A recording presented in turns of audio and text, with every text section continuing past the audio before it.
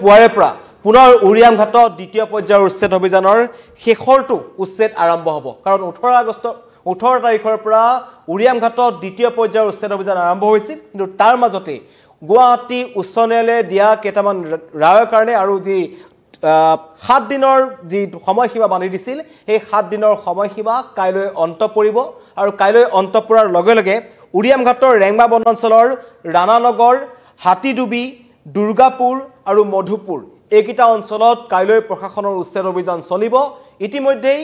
তাৰ প্ৰশাসনে উৰিয়াম ঘাটত সৰুপথাৰ প্ৰশাসনৰ ফালৰ পৰা সকলো যাৱতীয় ব্যৱস্থা গ্ৰহণ কৰা হৈছে তাত বুলডোজাৰ ৰাখি থোৱা হৈছে আৰু যথেষ্ট সংখ্যক আৰক্ষী নিৰাপত্তাৰক্ষী তাত মুতায়ন কৰা হৈছে কাৰণ কালিৰ দিনটোত আমি দেখিছিলোঁ উচ্ছেদৰ সময়ছোৱাত একাংশ নগা লোকে আহি উত্তপ্ত পৰিস্থিতিৰ সৃষ্টি কৰিছিল কাৰণ এই উৰিয়াম ঘাটৰ অঞ্চলটোক লৈ ৰেংমা বনাঞ্চলক লৈ একাংশ নগাই সেই অঞ্চলসমূহ তেওঁলোকৰ নিজৰ বুলি দাবী কৰিছে আৰু বেদখলকাৰীসকলক আঁতৰাই পঠোৱাৰ পাছত এতিয়া সেই মাটিসমূহৰ ওপৰত নগা লোকৰ চকু পৰিছে নগাৰ খেন চকু থকাৰ পাছত এতিয়া পৰিস্থিতি উত্তপ্ত হৈ আছে আৰু বেদখলকাৰীসকলে মন্তব্য কৰিছে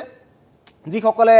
ৰেংমা বনাঞ্চলৰ মাটিত বহি আছিল যিসকল মধ্য অসমৰ পৰা গৈছিল তেওঁলোকে মন্তব্য কৰিছে যে আমাক ইয়াৰ পৰা খেদিছে হয় কিন্তু নগা লোকৰ পৰা উৰিয়াম ঘাট বা ৰেংমা বনাঞ্চল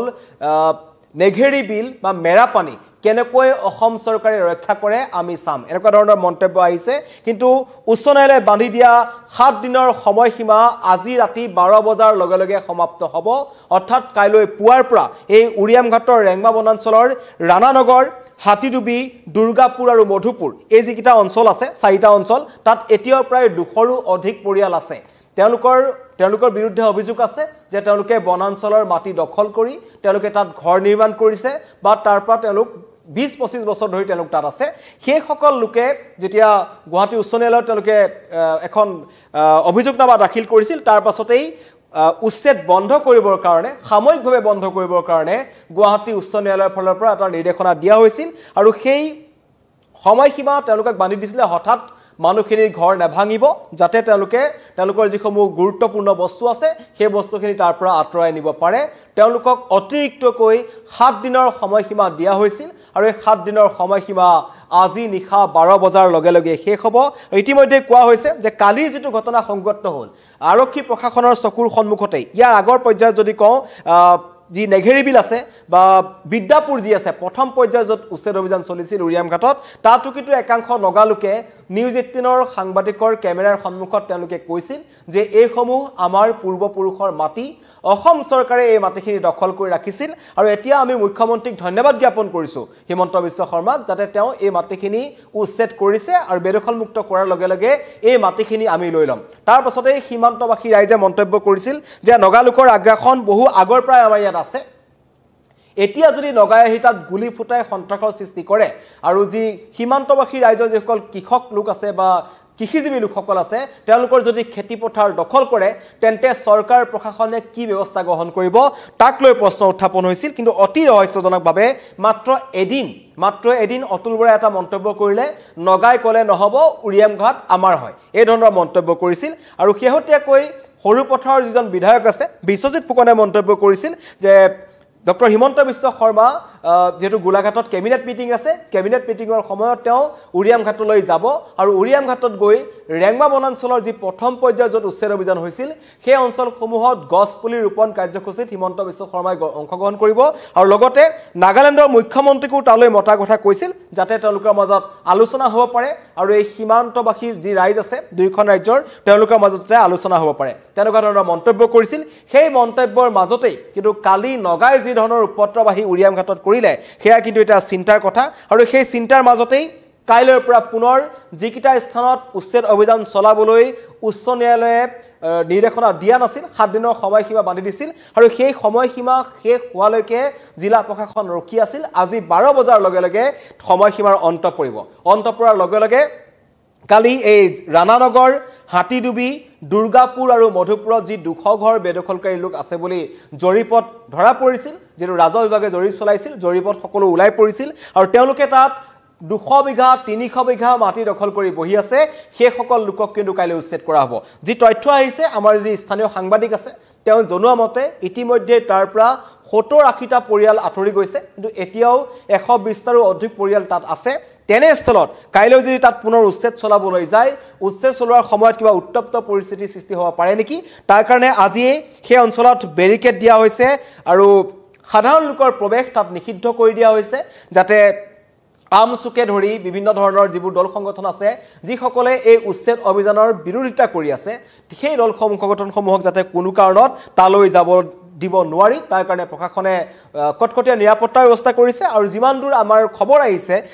কেৱল সৰুপথাৰ গোলাঘাট সেই অঞ্চলটোৱে নহয় শিৱসাগৰ ডিব্ৰুগড় তিনিচুকীয়া যোৰহাট আদিৰ পৰাও আমাৰ আৰক্ষী জোৱানসকলক তালৈ নিয়া হৈছে লগতে CRPFৰ কেইবাটাও নতুন বেটেলিয়ন উৰিয়াম ঘাটলৈ পঠোৱা হৈছে যাতে উচ্ছেদ অভিযানৰ সময়ত নগাই হওক বা বেদখলকাৰীয়ে হওক কোনোবাই যদি বাধা প্ৰদান কৰে তেন্তে তেওঁলোকৰ বিৰুদ্ধে কঠোৰ ব্যৱস্থা গ্ৰহণ কৰা হ'ব কাৰণ আমি বিশ্বনাথ চাৰিআলিত দেখিলো এজন প্ৰাক্তন আছু নেতা সাইফুদ্দিন আহমেদৰ নেতৃত্বত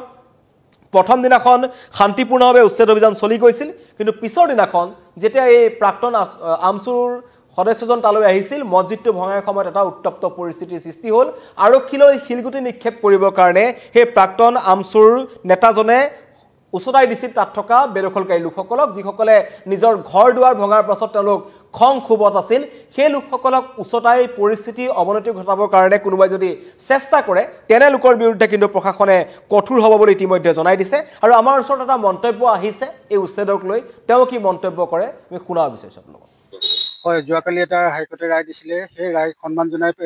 চৰকাৰ তথা বন বিভাগে আজি দিনটো স্থগিত ৰাখিছে কিন্তু অহাকালিলৈ পৰা পুনৰ সেই অঞ্চলসমূহ আমাৰ যিকেইখন থাকি গৈছিলে দ্বিতীয় পৰ্যায়ৰ